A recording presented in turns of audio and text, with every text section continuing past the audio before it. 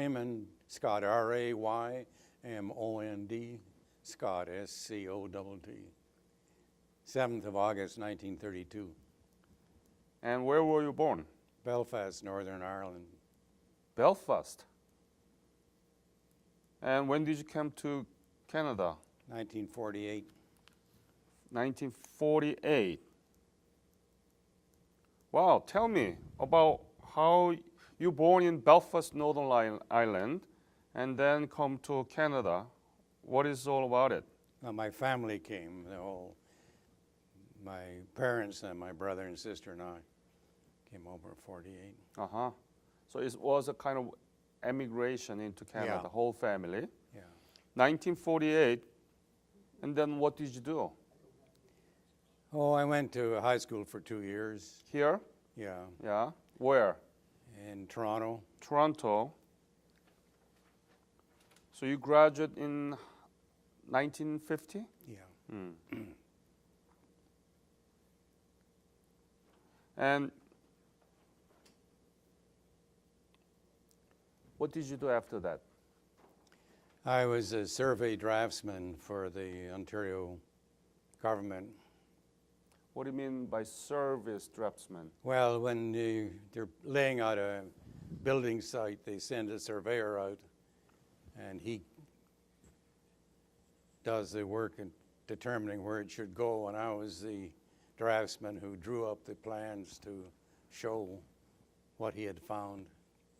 Oh, were you trained to be like a surveyor? Yeah. Okay. So And then you joined? then in 1951, I joined the RCAF. Why? Well, in Ireland, I was an air cadet. You mean Northern Ireland? Yeah, and I went solo in a glider when I was about 46. Oh, you're the pilot. I was a pilot, yeah. Ah. So that created an interest in the Air Force, and I joined the Air Force. I see. When was it? In 52, I joined the Air Force. No, you said 51. Was it 50? Oh, sorry, yeah, I graduated in 52. Uh-huh. Yeah, Graduate what? as a navigator, Navigator. yeah. Didn't you want to become a pilot? Well, they said if I was too smart to be a pilot, so. Okay, I'll take that. No, I guess with my drafting experience, it sort of lent towards the navigation aspect. So tell me about what does navigator do? He tells the pilot where to go. So what kind of skill do you need? Mathematics, drafting. Why do you need mathematics? Well, your main method of navigation was star shots, astro shots. What is that? Yeah, you take an angle on the star, and that determines where you are. Mm-hmm. So you liked it? Yeah, very good. So what kind of aircraft did you fly? I flew the North Star, which was on the Korean airlift, Mm-hmm.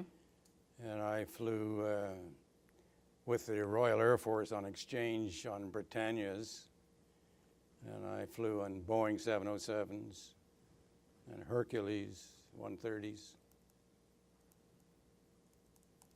So what is the kind of one team in North Star as a one team? How many pilots and how many different kinds of crews together, and how many all of them? There would be a pilot and a co-pilot, Two. yeah, a flight engineer, a radio officer, and a navigator, and a load master who would look after the back of the aircraft, Mm-hmm. and maybe a steward to look after passengers. So about 7. Yeah, Yeah. maximum. Mm-hmm. So tell me how you become involved in the Korean War. What was your mission? What did you do? And tell me the details, please. The squadron I belonged to, a 426 squadron, was committed to the Korean airlift. So being a member, I would take trips on a probably every 2 months, 3 months basis. We go from Lachine. Can you point in the map? Yeah. We'd go from Lachine to McCord Air Force Base, and then up to Elmendorf, Alaska, to Shemya, to Haneda in Japan. And then sometimes we'd come back through Wake Island and Honolulu, back to Hickam, or to McCord. Yeah. So, were you in Korea at all? No, Not at all. not at all. Not at all. No, I flew for, on a trip, I guess, I was on the Squadron 52 to 55, so I guess I did about 4 trips to Haneda. Haneda, 4 trips. What was the most difficult thing in that service? Well, it was, this was a difficult place here because it was Shemya.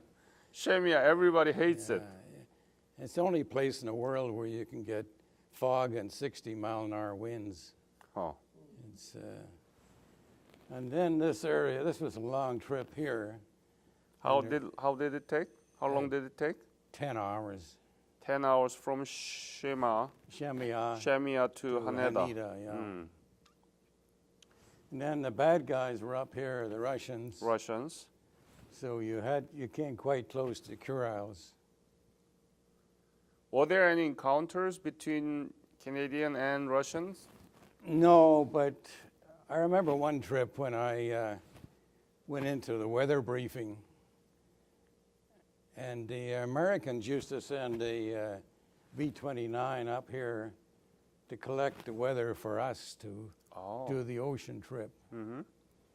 And you could see the marks where the winds were coming in, and then there was a next where the Russians had shot the aircraft down. That was the day before we. So that trip, the pilot said, where are we? And I said, well south of track. 'Cause I figured if the MiGs come out of there, they better have a lot of fuel to find where I am, because I'm down here.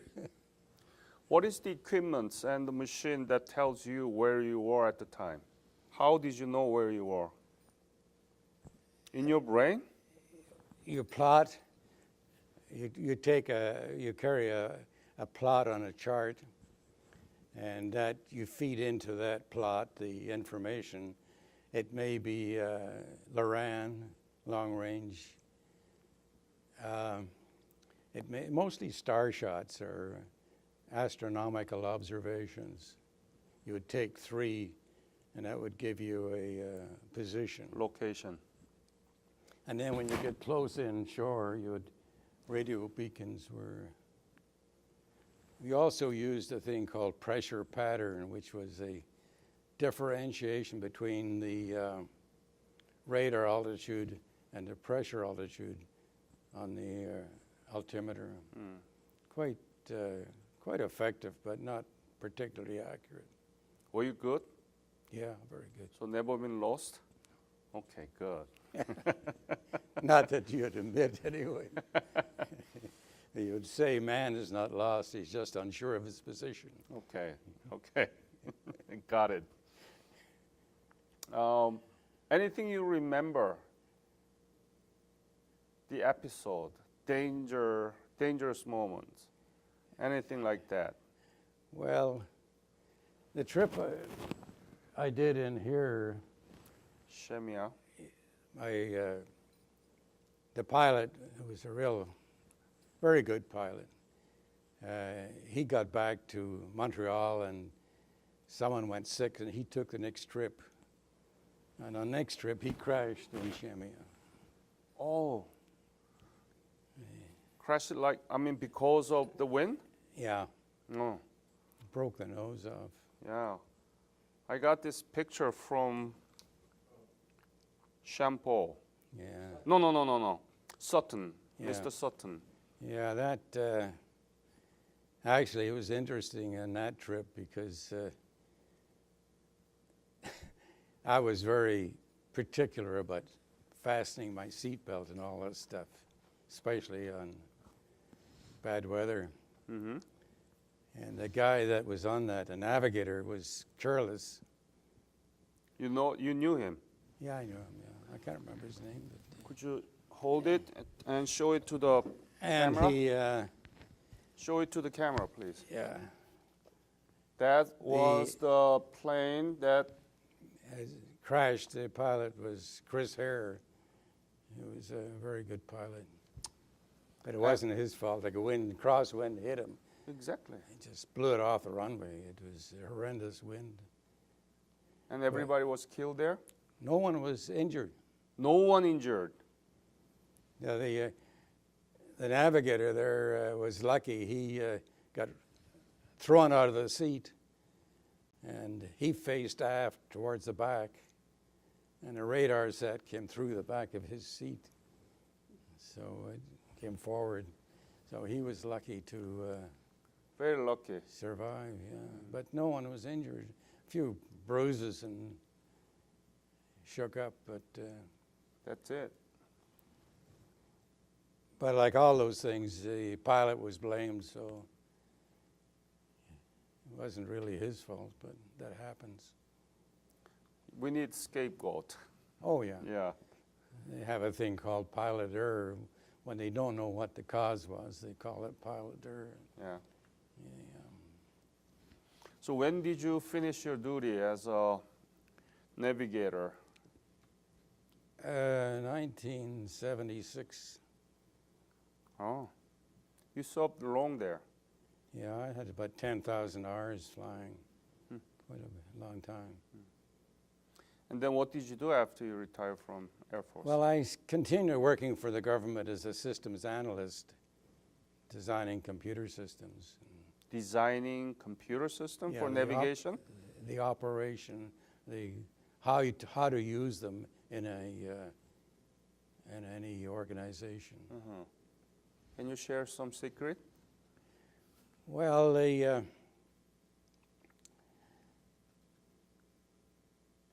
any organization has a mechanical, or used to have written down, everything's written down, whereas a computer can make it simplified. Mm-hmm.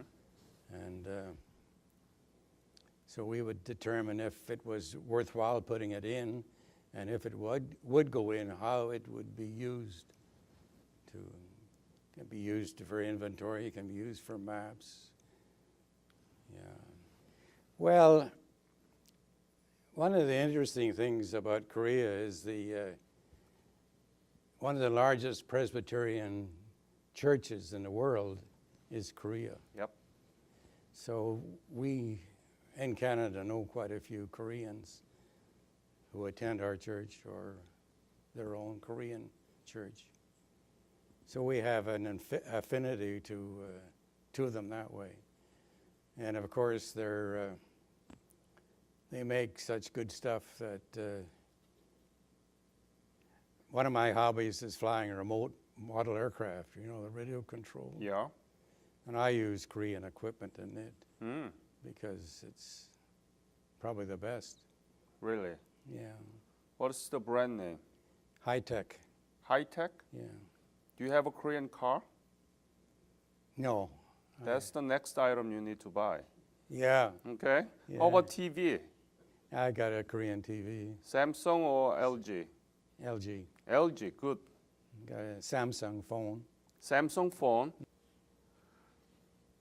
Any other message for young children in Canada? Or any message to the Korean people out of your service? Well, I'm just happy that it worked out so well that everybody made a small contribution and they were able to become independent, democratic, and very, very successful. So I would say to children, think of the military as a career or as a early training, even for a couple of years. It gives you a lot of courage and dedication to getting things done. And becoming very successful businessman like you out of Yeah, navigator career, right? yeah. Yeah.